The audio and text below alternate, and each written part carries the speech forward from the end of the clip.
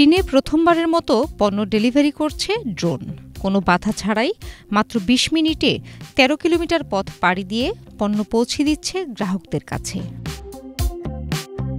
গেল সপ্তাহে দক্ষিণ চীনের কুয়াংচৌ প্রদেশের মুক্ত বাণিজ্য অঞ্চলের ভবন থেকে কিছু আমদানিকৃত পণ্য ডেলিভারি করে ড্রোন, যা মূলত কুয়াংতং, হংকং, ম্যাকাও উপসাগরীয় অঞ্চলে পণ্য পরিষেবা দেওয়ার ক্ষেত্রে নতুন একটি সম্ভাবনা। ড্রোনের মাধ্যমে সরবরাহ করা পণ্যগুলোর মধ্যে প্রধানত রয়েছে রেড ওয়াইন, প্রসাধনী এবং কিছু ঔষধপত্র। পণ্য লোড করা থেকে শুরু করে আনলোড করা পর্যন্ত পুরো প্রক্রিয়া তত্ত্বাবধান করছে কাস্টমস।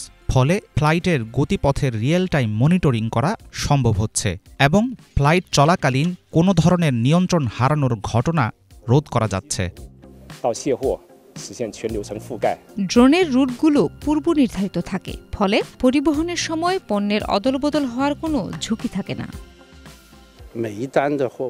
প্রতিটি অর্ডারের জন্য শিপিং চার্জ $3 নিচে।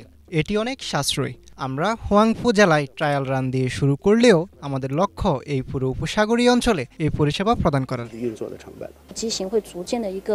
এই বছর আমাদের পরিকল্পনা প্রতি মাসে একটি করে নতুন রুট চালু করার। আমরা আমাদের ড্রোনের মডেলগুলোকেও আপডেট করব। ধীরে ধীরে এর ধারণ ক্ষমতা বাড়াবো।